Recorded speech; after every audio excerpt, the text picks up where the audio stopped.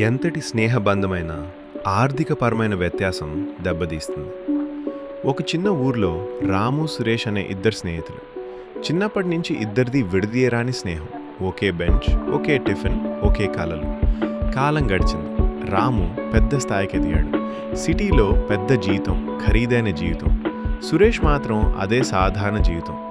ఒకరోజు ఇద్దరూ అనుకోకుండా కలుసుకున్నారు ఒక ఖరీదైన చోట. సురేష్ కూర్చున్నాడు, కానీ అతని మనసు అసౌకర్యంగా ఉంది. ఏమైందిరా అని రామ్ అడిగాడు.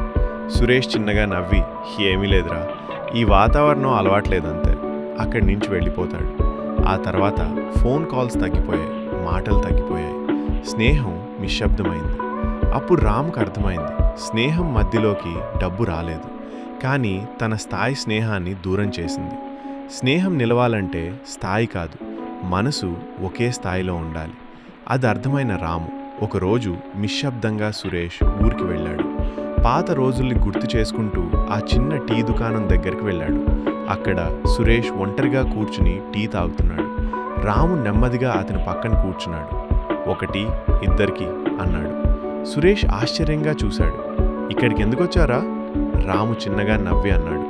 నిన్ను కలవటానికి కాదురా, మన స్నేహాన్ని మళ్ళీ కలవటానికి. సురేష్ కళ్ళలో నీళ్లు తిరిగాయి.